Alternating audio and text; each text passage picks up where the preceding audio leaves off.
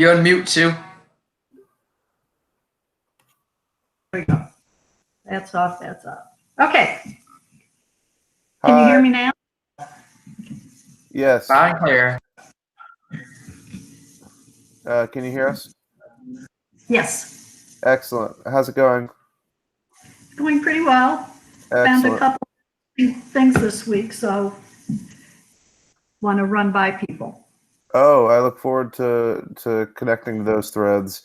And in particular, one question that came up already just while folks are arriving was the main dashboard. Is that referring to the version 05232019?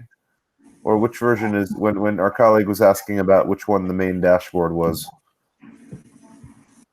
Can you say that one more time? Zinad? Yes. Did you want to repeat that? Hi, Ninad here. Yes, I'm new to this team, and so I was just going through a few of the documents to trying to understand what work is being done.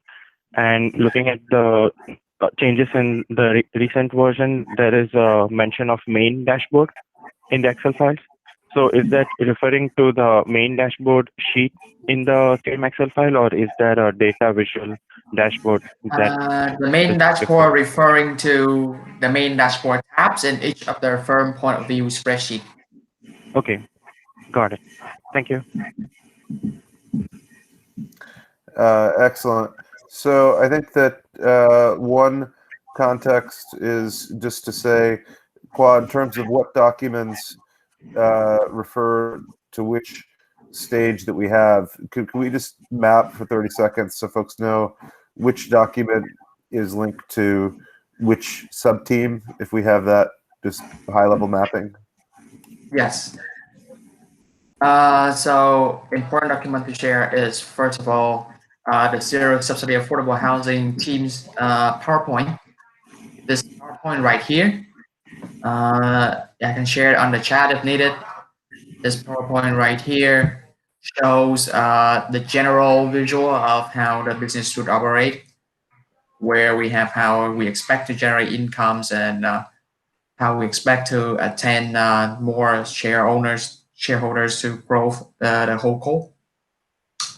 It also included the risk library, where I listed out the current risks that I document from our conversation over the past 3 months, and as well as the thing that I have identified.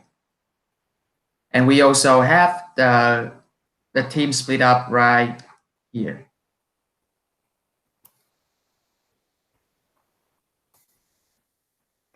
So this PowerPoint right here just basically document the general stuff that we have. And then the Word document that said important documents, it's your name right here, basically summarize what document that I have on the drive that need to be focused on. So the first document was the PowerPoint. We went over that. The second piece of documents, or the second groups of documents, is called the Zero Subsidy Affordable Housing Firm Point of View, noted by the most current updated date. This shows for the company cash flows, and there is 3 different spreadsheets because each of them use a different method to estimate asset turnover. As you read through the Word document, you figure out what I mean by it. And to be precise, I have tried my best to use comments on each of the cells in the Excel spreadsheet in order to attain more clarify on the spreadsheet. One thing to be noted though, this firm profile spreadsheet only works on Excel. So it doesn't work on Google Sheet. So if you want to see it functioning correctly, I suggest downloading it to your computers, because Google Sheet doesn't allow or doesn't read array formulas similar to how Excel read array formulas. Team 1A, financial model firm point of view, primarily working on this worksheet. Content, the sheet basically take all the input on the main dashboard and plug it to estimate the sales and expense of each region, which is then combined into the financial statement, spitting out a cash flow and then reinvest into each other regions. What we need to be working on those spreadsheet is to solidify the assumption on the expense structures and turnover estimate. Expense structure is currently set to be 20% of, well, cost of goods sold is how much that the house we attended, and the rest is 20% of revenues flow into SG&A expense to handle all the legal stuff and the paperwork. We also need to create a scenario analysis on the fund cash flow. Currently, the sheet assuming that there is a normal economic environment all over 30-year, 60-year periods. So there is no cycle, no crisis, and after seeing what the prevention derivative team have done so far, I would love to have someone to be able to put up some scenario analysis on us. I don't have the time right now, so I need someone to take care of that. The second most important, or the third group of worksheet, is the homeowner point of view, basically comparing standing on a homeowner's shoes using the zero subsidy affordable housing models, comparing it to the Unison, the landed, or even obtain a loan from a bank.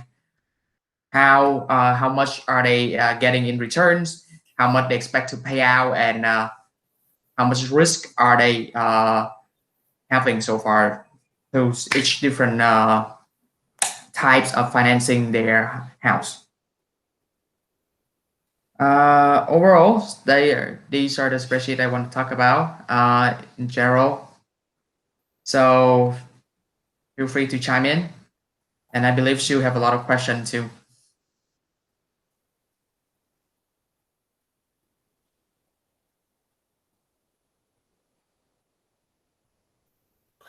Any questions so far from any side of what Quaz shared? We can let him share the other information about spreadsheets, and then discuss and introduce the rest of team to each other who haven't met each other and support that process. But any questions so far on what's Quaz shared? No. Okay. Go ahead, Quaz. Quick recap to there are some new members to the team. How we the zero subsidy affordable housing models to generate growth and sustainability is to getting what we call a premium.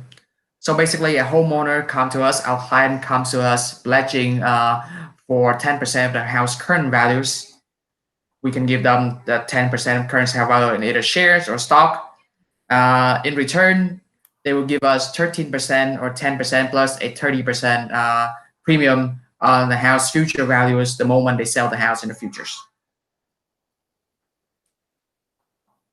How the spreadsheet works, primarily it's come from the main dashboard. The main dashboard currently have assumption based on this blue part right here, estimating basically allow us to estimate how many clients or how many houses we're going to input into the models, how fast will it grow, and how much premium are we going to charge. Based on this blue part, each region will be able to calculate the revenue on each house and how, based on a probability scenarios where how many homeowner will sell in the according years. I also have the SG&A expense input. This input will then flow into the financial statement model, which I will show you later.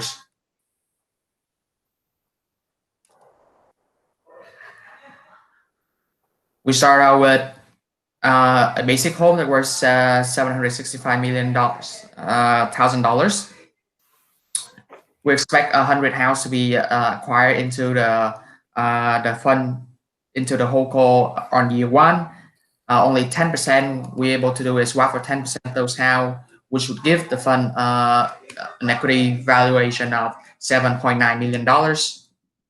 And there's a cumulative in the first year, we've got 100 houses.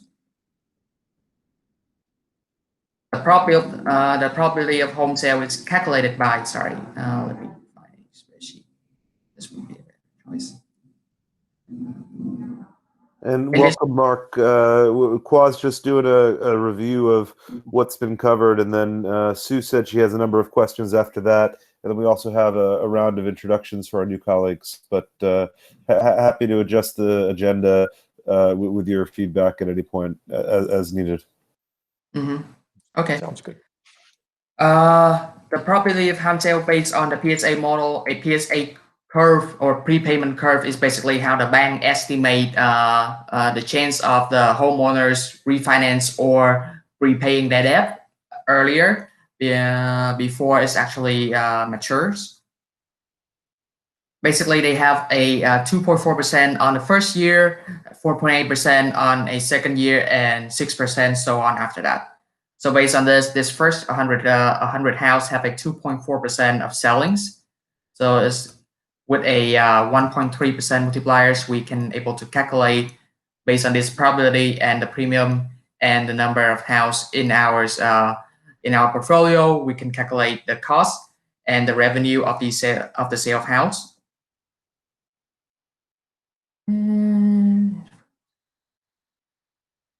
The expected gain is then flow into the financial statement tab, which then will be deducted by the SG&A expense.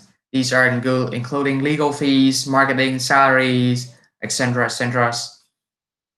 The resulting cash flows will then be reinvested into each other regions, and then it make a full circle from this tab right here to this tab, and just keep growing based on that assumptions. So that's how is the firm point of view works. Does anyone have any question right now? If you said there's one more spreadsheet you're going to do the review of, and then we'll do introductions, and then we'll do Sue's questions as well as any other agenda items from Mark. Okay. The last spreadsheet I want to share is the homeowner point of view. This basically we standing in the homeowner shoes and figuring out in their case how much are they have to repay. Sorry, my bad. Figuring out how much are they gonna have to repay to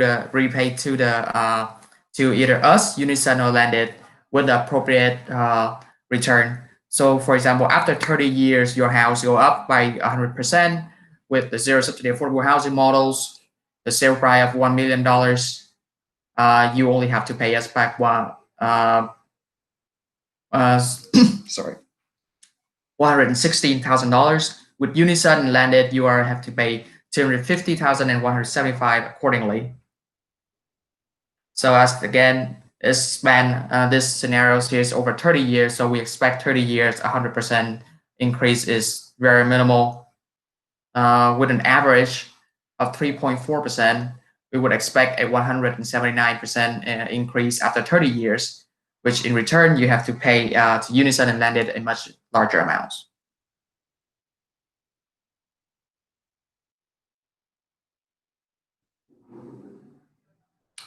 So this is how currently the second spreadsheet function. Also, there's just put it into a chart or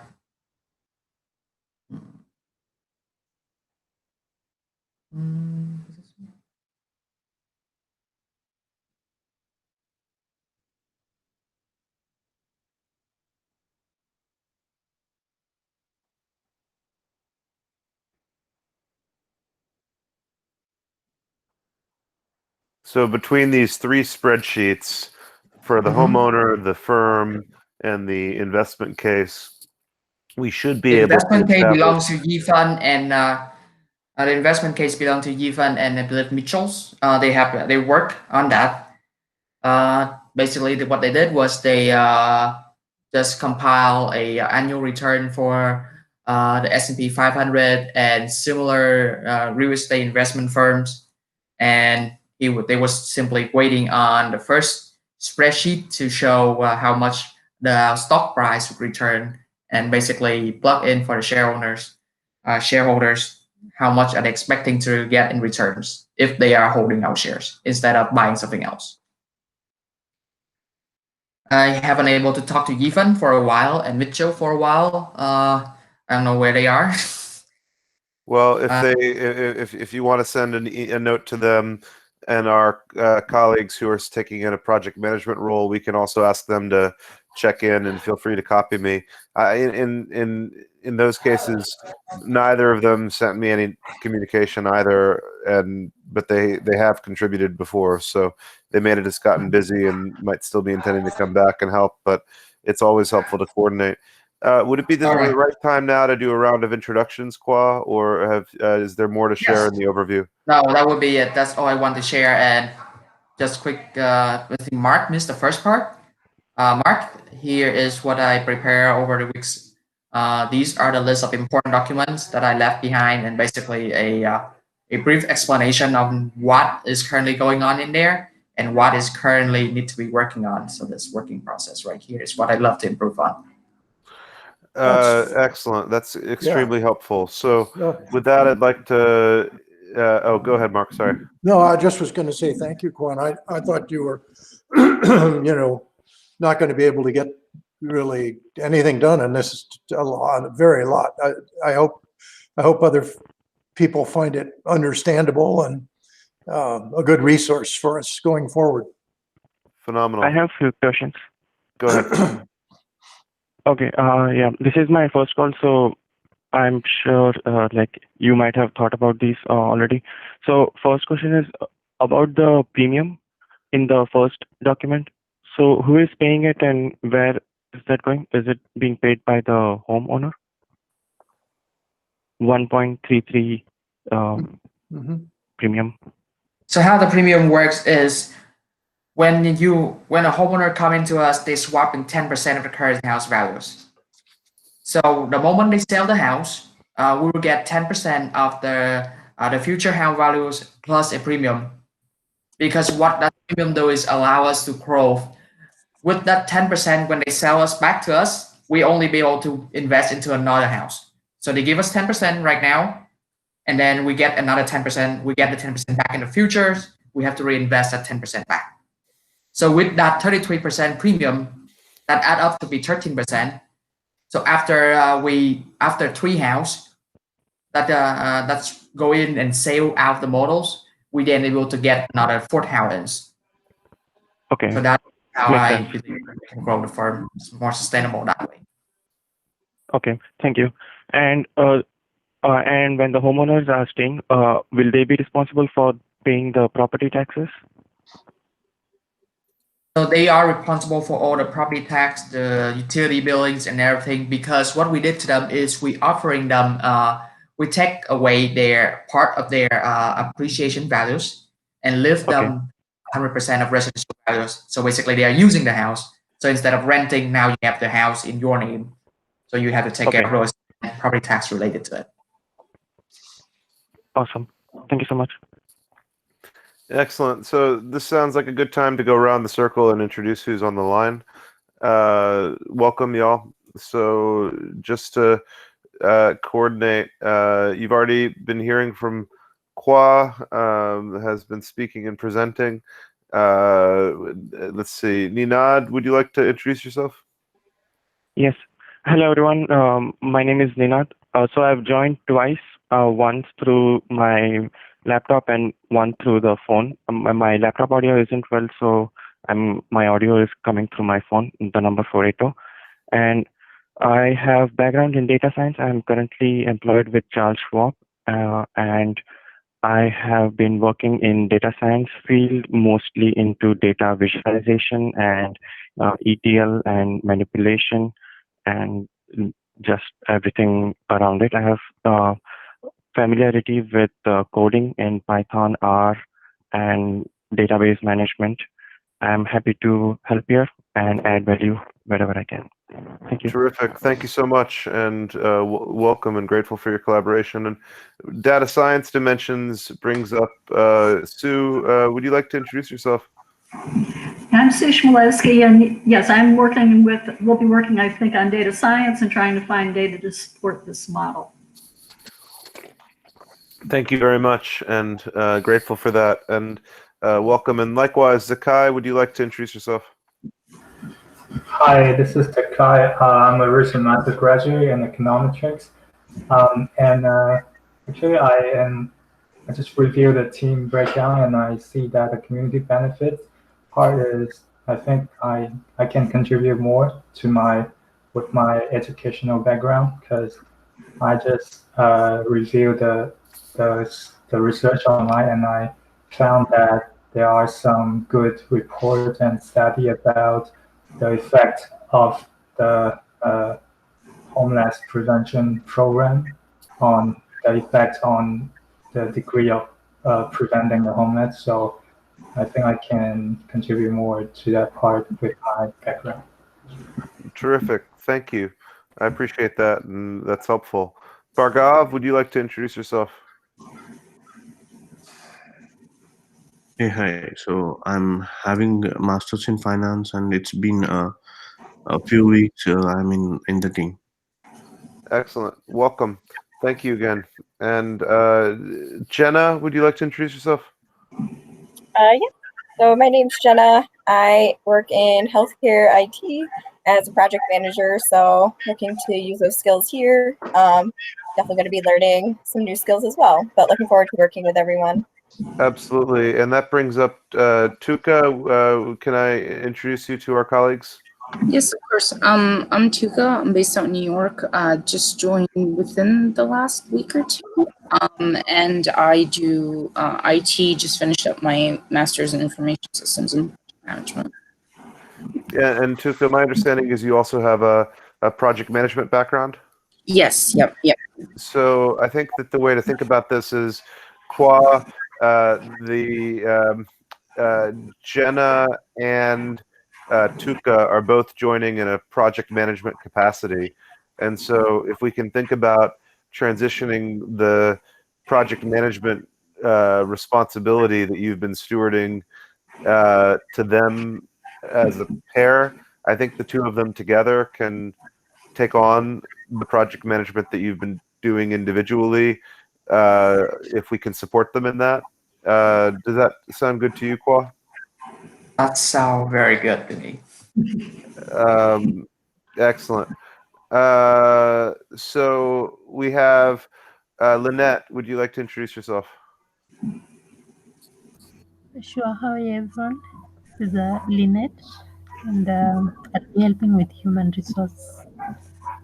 Excellent. And for human resource business partnering with this project, I wanted to reflect on the needs analysis question that we have in terms of where we are and what are the additional channels that we can leverage to recruit the help we need to succeed in this.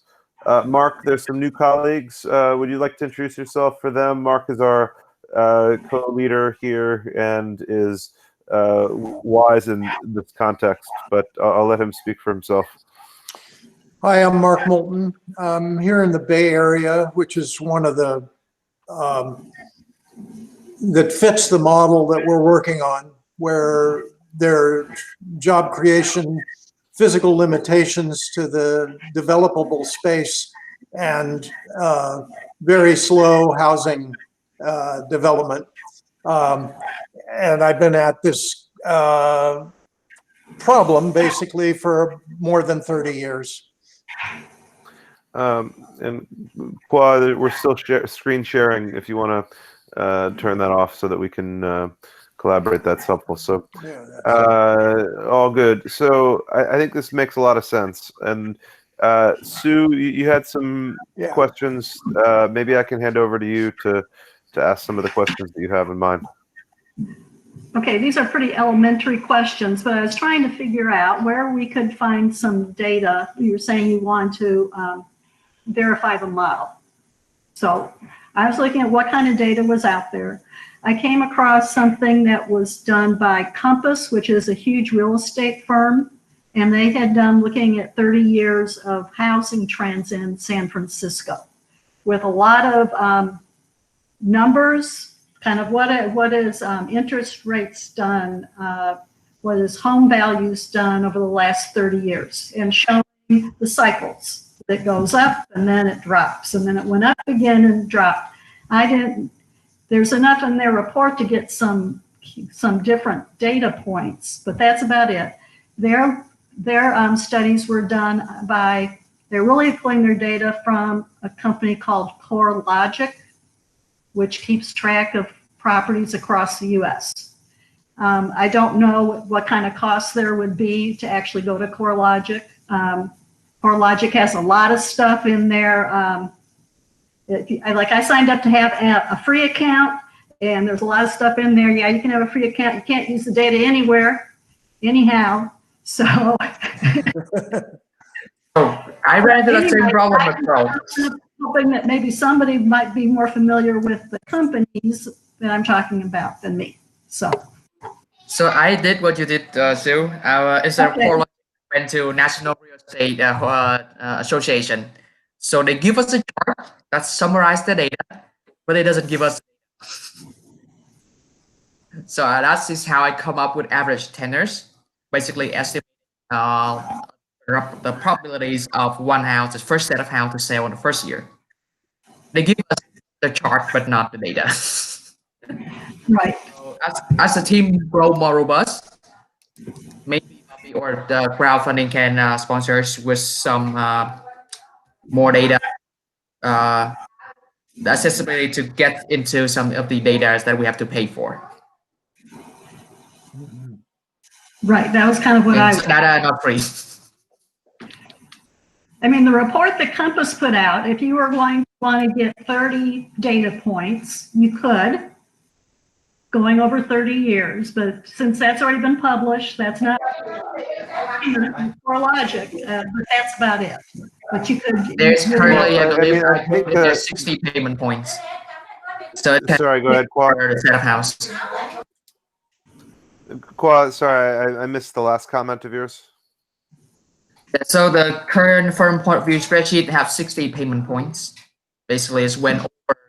I believe it what I said is 120 at first, but I dialed it down to 60. So 60 years, and I believe that should cover the turnover of these houses. So when the first group in the first year all sold out their house, we expect more second year, the third year, and the fourth year. Got it. 60 years is sort of the maximum tenure in a model for simulation purposes. I understand that. So, okay, we have a few threads that have come up with that. I think one thread is that the world is littered with natural experiments based on data that exists. The question is whether we can evidence similarity of use case to natural experiments that do exist. Some of those natural experiments are housing data at large. Some of those could be specific case studies of shared equity models or of land trust models or models in which housing prices have reflected different pricing based on circumstances of the owner, i.e.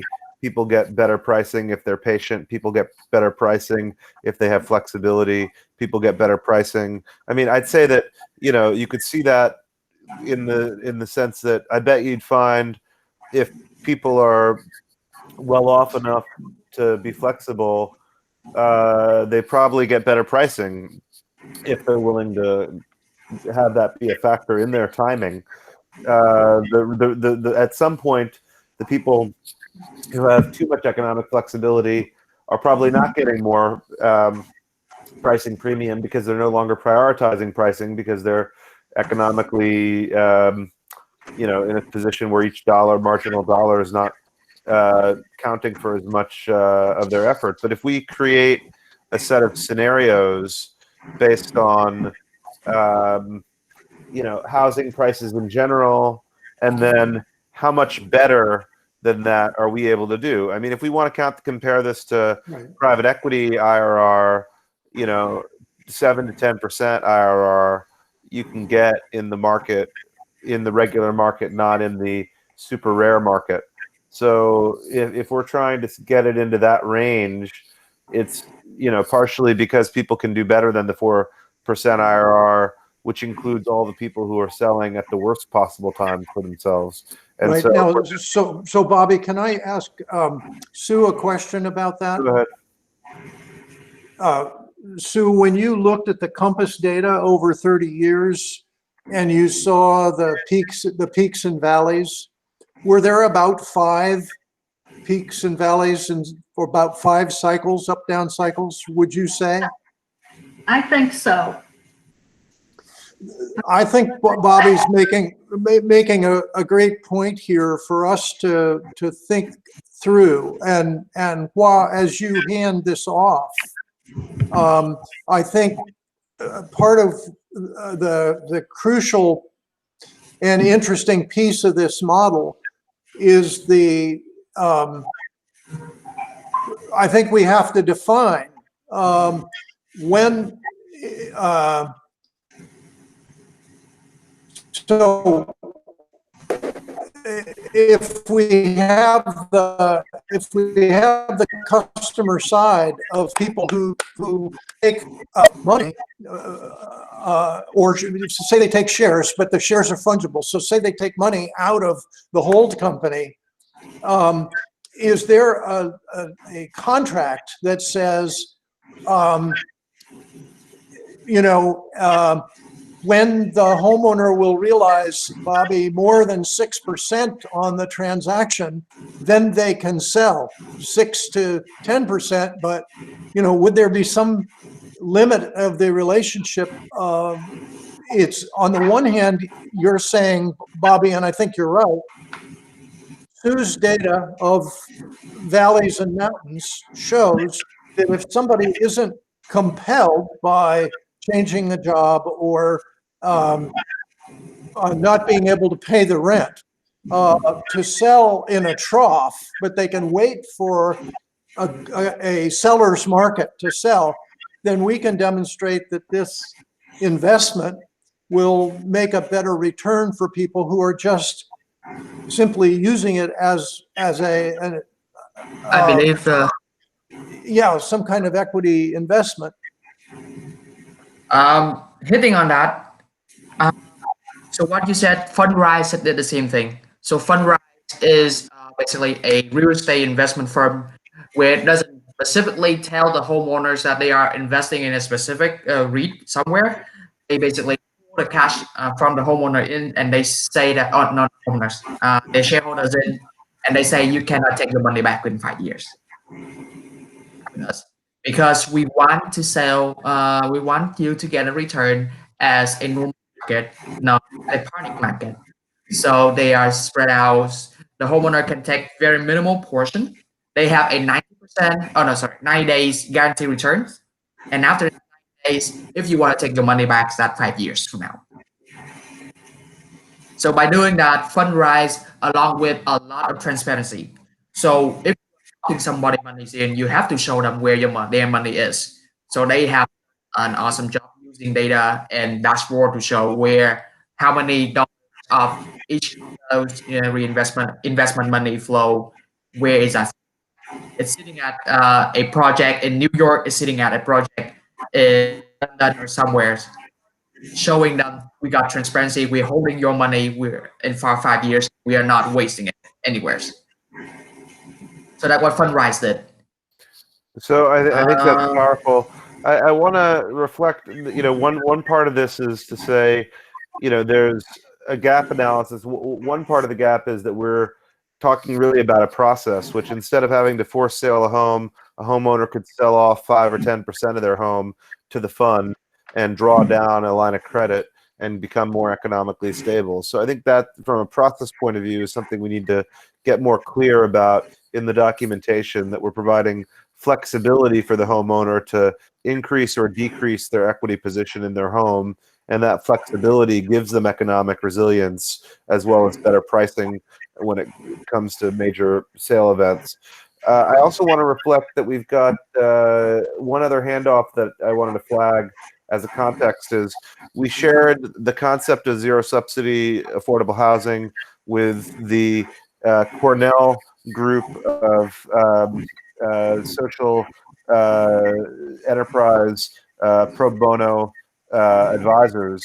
and they've agreed to consider this if our quote unquote project management team gets back to them. But that may be that I introduced them to Qua, and Qua, it may be that we need to have you do another introduction of them to our new colleagues, but we should do that while they're prepared to get back to them, because basically what Cornell said is if we can come back to them with a coherent notion of this, and I'm just going to read the quote from what they wrote, which is we have this specific thing, which is that they wrote us and they said zero subsidy affordable housing is one of 3 that they're willing to consider. And what they said is they want information on project team structure, timeline, milestones, and logistics of this team. So that's fair enough for someone new to what we're talking about to ask about that. But what was the first one, Bobby? Say again, Mark. What was the first one? You said timeline, milestones, logistics. What was the first one? They asked for information on the project, the team structure, the timelines, milestones, and logistics of the project. Thank you. Okay, I just put it in the chat, just so everybody has it. And I think. You had already put it in the chat. I'm sorry, Bobby. I get it. Okay. Yeah, no, it's all good. We're thinking at the same time on the same direction, so it's all good. But my point is just that basically, if we can organize what they've asked for in a way they can understand, we don't have a guarantee, but we've got, let's say, a 50-50 chance. Because this has already gotten to stage 2. We passed the interview round already. So we've got maybe it's a, I mean, I don't have a guarantee that it's a 50-50 chance, but I'm creating a very rough estimate. We have a reasonably good chance, should say, of 5 to 15 of them helping us for the next 3 months on the project if we can organize our thinking about what's missing.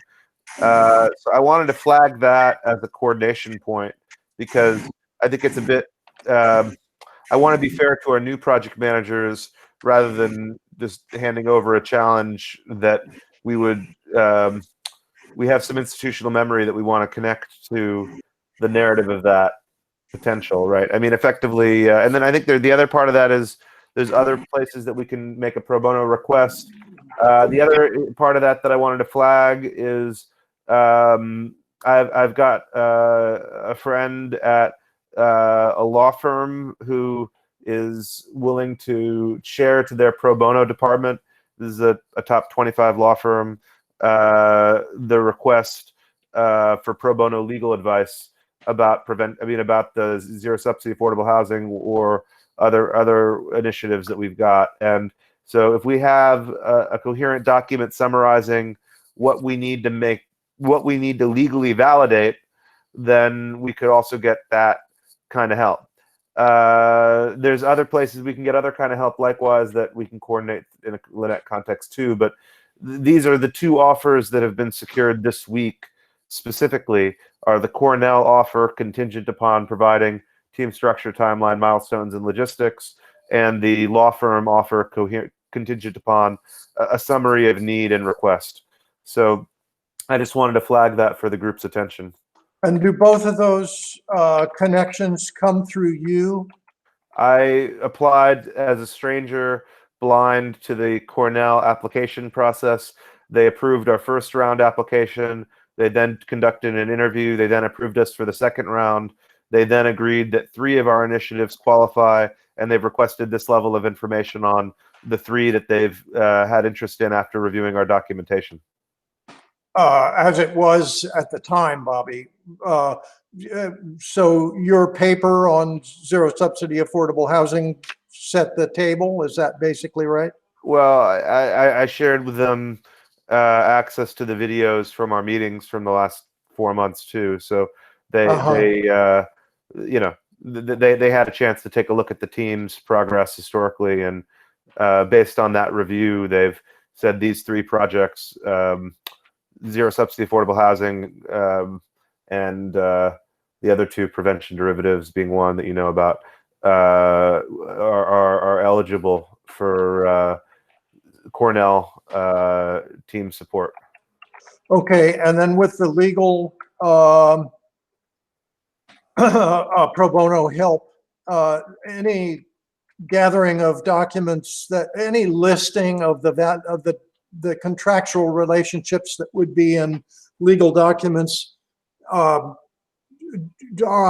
shall we compose those, and then would Yeah, that I mean, I think you're at the accumulate? level. You're at the level 2 legal pro bono. I'm talking about first a level 1 legal pro bono. Level 1 legal pro bono is, can they validate that what we think is legal is legal? Can they point out what the risks and what the legal structures considerable with this, and what the legal options would be for implementation? You know, level 2 legal is based on those legal options. We want option C. Let's build the legal paperwork for that. Can y'all do that? Right. No, I'm back where you are. I think I understand what they're offering. I'm just asking you if we write up where the assumptions are and where they would be embodied in legal documents. Do we then give that to you? Is there some group of us? I mean, I think that there's a summary of that we could put to them and say, here's what we think. And, you know, and I'm assuming that, again, that this is becoming an equity holdco model. We did have a volunteer suggest this week that we consider the equity holdco that we're creating to itself offer a mortgage-backed security, which I hadn't understood was possible, but they said that you could have an equity-backed security that can be packaged as a mortgage-backed security. So I didn't know if that translates to you, or if that made sense. But it may be, what I'm trying to say is, we may think we know the legal universe of what's possible, and we may be right, but there might also be legal options of how this comes to market that we're not comprehensively aware of, and it's possible that some of that could be validated talking to a pro bono legal commitment. Well, if that were true, Hua, you tell me. Basically, what I have is the hold company as a tank, and I have essentially funding coming in from investors and going out to investors, and I have contracts coming in from homeowners and money going out to them, or shares going out to them. And what you're saying is, if we were going to offer then a mortgage-backed security, that there would be another spigot or pipe that would put money into the hold company. It would be another way that it would be securitized, another way that it would be an equity investment. Yeah, I mean, I think the idea is that you could do that as a way to look economically similar to other assets, that you could package that security as a way to make it less like unique under the world and more similar to what the investors are expecting in terms of asset structure. But I haven't figured out a way for that model to hybridize with zero subsidy fully. So I'm not trying to say it is valid, but go ahead, Sue. When you talk about mortgage-backed security, you're saying that when you sell these shares, you wouldn't call them equity shares, you would package them as mortgage-backed? Well, I think that what I'm saying is, you know, we have this, we're selling these shares, and that's the main way that we capital raise. But you could also talk about, suppose we take our assets and then say all those assets are a pool of assets, and suppose there's some mortgage-backed securities that exist that are more like revenue-based financing. It's possible that we could sell a revenue-based financing slice of all our assets and offer that to the mortgage-backed security market. So in other words, you know, maybe we could offer the San Francisco mortgage-backed security equivalent through revenue-based financing, repackaging of appreciation value. So I think that's my understanding of the options. It's not that we're mainly getting investment into appreciation value financing, but that we want, we're going to be one of a small group of equity market options there. And the question is basically, is there anything preventing pension funds and large institutions from buying lots of an equity, or do we need to repackage the same structure in a way that they will be able to understand and accept, I think is the consideration. Okay, so that's a flag to say that taking this to market has some considerations for final packaging. And if that's only an equity security, can we get the scale of capitalization required? If not, what are the other ways that we can ensure that this is capitalizable as zero subsidy affordable housing? Obviously, the Stanford model didn't have to deal with this because they didn't have to create a security at all. So it's an area that we are extra responsible for any innovation or modularity of. But I just want to flag on the roadmap question, we have a roadmap of where we are. I think it would be helpful to talk through the gap in terms of where we are versus where we want to go to get to the key point. The key point is the milestone where we can get this shared to external partner groups where we feel like there's a version that's credible for that purpose. Let me check into. Oh, go ahead, Kwa. Yeah, Bobby. I believe the prevention team have done something about road mapping and basically setting out a milestone ready. Or is it compiled into a document that can be shared out? Because what I want to do is I'm going to look at that. I want to talk to our project managers and basically pointing out here's what we're missing comparing to the prevention derivative teams. Yeah, I think it would be great to have. Prevention derivatives team got a roadmap shared already to Cornell. It would be great to be able to do that for this team too. And I think the question is, what's needed for us to have what appears to be a team structure, roadmap, timeline, and milestones. Maybe feedback from our new colleagues on that. Jenna? Yeah, I think I'm happy to set up time with SME to go through, and I think putting together a package of just the objectives, and I think it'll also be helpful for myself to see. And I think coming from me and Tuka, it'll be good to, I think we'll be able to ask the questions for any outsiders since we're essentially new to this anyway. I agree with Jen as well. I think that would be good to set up some time for that to go over the main points and what the overall objectives and then breakdowns of what we can do from there. Well, and happy to support that. I think there's stakeholders on the call. You could say Mark Moulton as a co-lead of the project. We can consider one kind of stakeholder. Kwa has been stewarding the project management in recent months, and so has another kind of institutional memory. I'm also happy to speak through any of this. We also have colleagues on the team who are working on each of these sub-teams, some of whom are on the line. They may also have perspective on what's needed roadmap-wise. So maybe we should turn the question back to them in terms of what do they think about the roadmap of where we are versus what's needed and what would be key to document. I think that goes for requests likewise for pro bono help. In other words, Lynette can route pro bono requests, as can I, both to individuals with role listings. We've also gotten in the habit of making requests, if our public health team requested from the Mayo Clinic pro bono, what's the equivalent for homelessness prevention? Does that mean requesting pro bono from other kinds of expertise? What are we missing in order to bring this case to completion? That's the question. Go ahead, Sue. I have a basic question for Kwa. So when you talk about validating the model in an ideal world, what are you looking for? What would you like to see? Looking at the model, it looks like you're feeding in percentages, appreciation and interest rates. Are you looking just for some other numbers that could be input into the model? Just what are you looking for? So specifically, verifying a model, I'm looking for the following things. First off, I'm looking for a way to validate my inputs. These includes how many homes we expect to get into the models on the first year and how much we expect to get on the second year and so on and so forth. Second, I would like to validate the expense. So for companies similar to us, how much they're taking on after they deduct the cost of acquiring these house, the admin stuff. I'm sorry, could you say, Finally, I'm sorry, you're cutting out.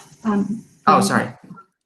Just basically the second part, I want to verify on the expense structures, Okay, how the admin expense, the SG&A expense. okay, I want to validate how we assess our asset turnovers. So currently, we are doing 3 ways to do with asset turnovers. One is average tenors. Basically, I use the average tenors of the whole US nationwide, and then estimate how much or how likely a homeowner to sell on the first year, how likely they are going to sell in the second years. That is an input that needs to be verified or categorized, basically, what's it called? Specified to each regions. The second way I deal with asset turnover is using a PSA curve that already suggested by Dan. It's a little bit overestimating the chance of selling the house, because what that prepayment curve do is it also includes the chance of people refinancing the house.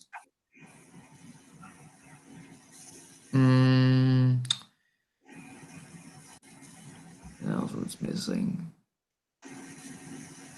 There was one piece. Oh, the final and more important piece. How cyclical or seasonal crisis would affect our models. I think it would affect in 2 ways. The first is a more or less severe ways. It's gonna affect our asset because our asset is based on the current value of the housing market. So if 1 year go up by 3.4%, the second years go down by 8%, our asset can take a hit. But also with that in mind, how is it gonna affect the shareholder? So if we are going to hold their money in 5 years and they cannot withdraw, that would be reduced risk of them liquidating all their shares. But if we are not doing that, if we say let's not lock in anyone money for that amount 5 years, what happens? So I want to be able to quantify that risk of people just basically cashing all their money out. Right. So if you can direct our team to address the risk, I don't know where can we get those data from. I don't know how can we get those data, but those are the general idea that I have in order to move forward. okay.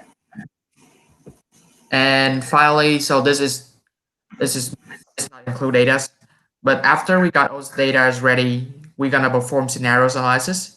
So basically using data to figure out scenario 1, everything's work normally. Scenario 2, suddenly we run into a crisis. Scenario 3, we run into a growth spurt where everyone just know about our name and then we just grow up. I don't think it's likely. But either way, with that, if we achieve those goals, then we are one step closer to the prevention derivatives models and eventually catching up to them and getting someone outside an external party to feel comfortable to review our models. And Okay. after the conversation, if anyone have any question with Excel, feel free to hit me up. Sue, if you have any question, I'm willing to stay another hours if you want to go over them. And I think somewhere in the middle of the weeks next week, Jenna and Tukwa, after this conversation, probably gonna share the prevention derivatives teams. How are they doing right now? Yeah, I mean they just That's 3 of us. Look at the roadmap first. Of basically what are the what Cornell asked for is a roadmap between here and December. So it's not a roadmap between here and 2050, although that would be fun. So here in December. Okay. Yeah. So let's 3 of us look at those roadmap, or Sue, if you want to join that conversation as well. We look at the roadmap together. We find out what our models is lacking, what our team are falling behind compared to the prevention driven team, and then we spit out something and then share to Cornell. I think that's terrific. And if there's gaps, maybe we can share that with Lynette too, so that we can have her start thinking about how to resource the people needed to address the gaps.